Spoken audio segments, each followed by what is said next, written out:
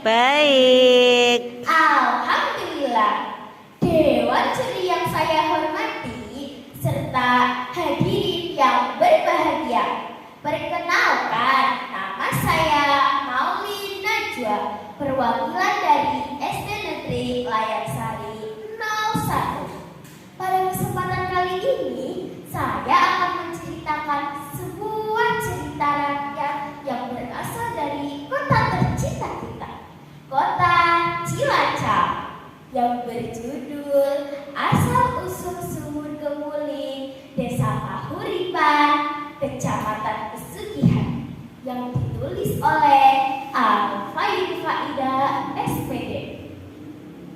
Kisah ratusan tahun yang lalu di Kerajaan Demak yang sangat makmur. Rajanya bernama Sultan Trenggono. Kerajaan Demak yang terkenal dengan kemakmuran dan keadilan tiba-tiba dilanda musibah yang menggemparkan.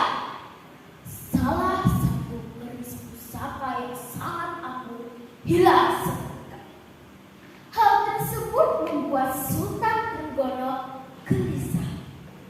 Kegelisahan itu berkaitan dengan keangkuhan keris tersebut.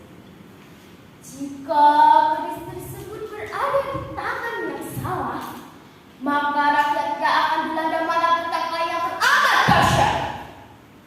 Pagi hari sang sultan mengumpulkan perwira-perwiranya untuk berunding mengenai hilangnya keris Tirta Mukti. Wahai panglima-panglimaku, sengaja pagi ini aku mengumpulkan kalian untuk berunding mengenai permasalahan yang sangat serius. Tanpa mengurangi rasa hormat kami kepada Paduka, persoalan apakah yang membuat Paduka gelisah dan khawatir?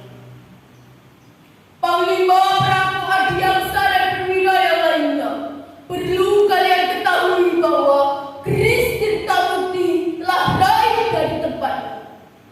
Tak ada satu tanda pun yang bisa dijadikan pedoman untuk melacak keberadaan keris tersebut. Mendengar pernyataan sang sultan, seluruh perwira yang hadir dalam pertemuan tersebut sangat terkejut. Mereka merasa penjagaan sudah dilakukan dengan sangat ketat dan tidak mungkin bisa ditembus oleh siapapun. Untuk mengatasi masalah ini, kuserahkan kepada Panglima Adiaksa. Pilihlah beberapa perwira terbaik untuk melacak keberadaan pusaka tersebut. Lalu dipilihlah beberapa perwira terbaik di Kerajaan Demak untuk melacak keberadaan pusaka tersebut. Namun beberapa bulan keris Tirta Mukti belum juga ditemukan.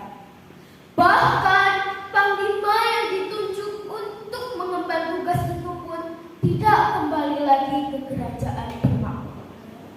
Hal tersebut membuat kecemasan Sultan Trenggono semakin menjadi-jadi. Untuk mengatasi kecemasannya, akhirnya sang sultan bertapa.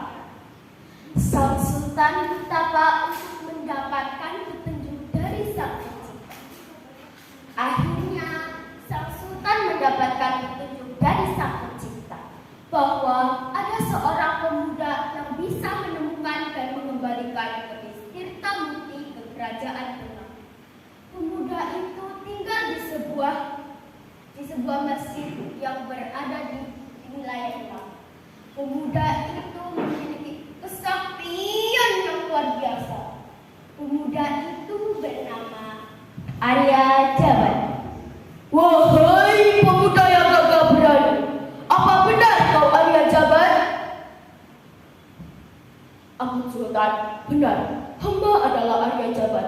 Apa yang dapat hamba lakukan untuk Sultan dan Kerajaan Demak? Arya Jabat, perlu kau ketahui bahwa Kerajaan Demak baru saja dilanda musibah. Keris Tirtamukti telah raib dari tempatnya. Tak ada, saya tidak tahu siapa pencurinya dan di mana pusaka itu sekarang. Setelah aku melakukan tapa brata, aku mendapat petunjuk dari Sang Pencipta bahwa hanya Kaulah yang bisa menemukan dan mengembalikan keris Tirtamukti ke Kerajaan Demak. Jika kau bisa, ambillah kata Kadipaten Ambarawa sebagai hadiah dari Demak. Bawalah pedangku ini. Baik Sultan, titah paduka akan hamba laksanakan dengan sekuat tenaga yang hamba miliki. Segera akan hamba bawa pulang keris Tirtamukti ke Kerajaan Demak demi kemakmuran dan kebesaran Kerajaan Demak. Hari demi hari dilalui Arya Jabat.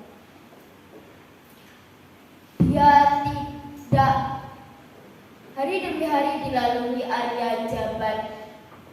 Semua halang rintang yang ditemui di jalan berhasil dilewati.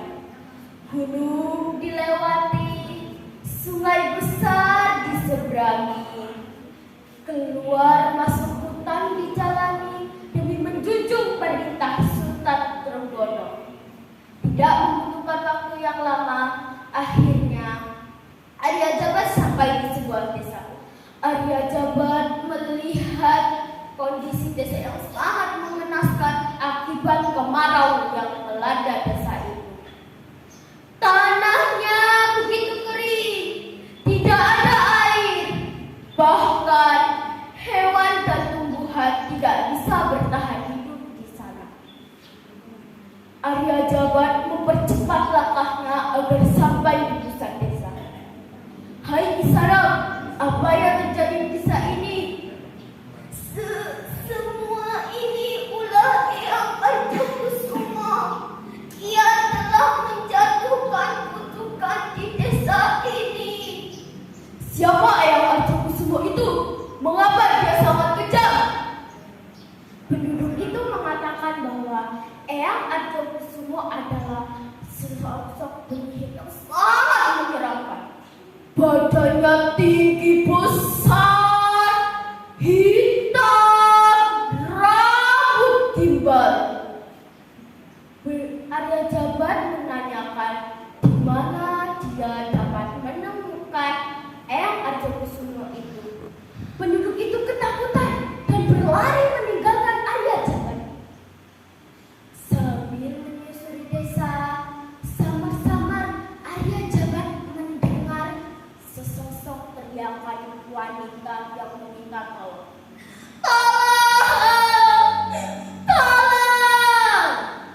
Tidak membutuhkan waktu yang lama, Arya Jabat melihat sesosok wanita yang diikat tangannya dan digantung di atas sumur.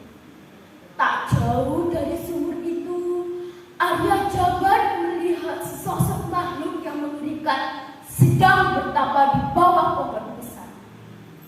Tak salah lagi, dia adalah Eyang Arjakusuma yang telah mencuri keris Tirtamukti dari Kerajaan Demak.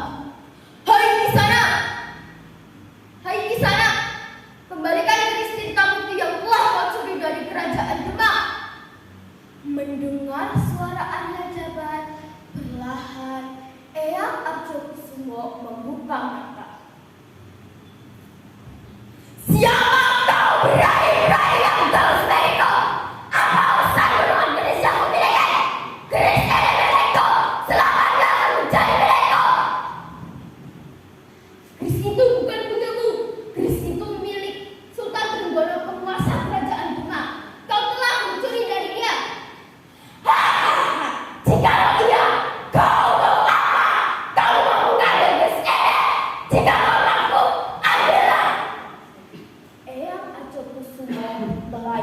terbang menghampiri Arya Jabat. Wush!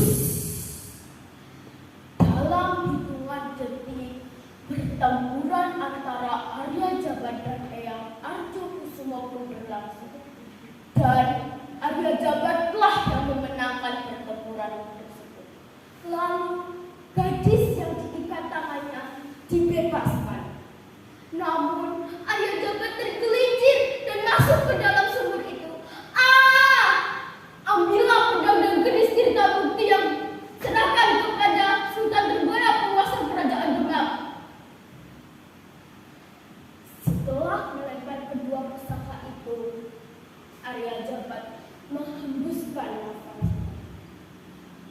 Kesaktian keris Tirta Mukti telah mengubah air sumur itu menjadi sangat jernih. Ajaibnya,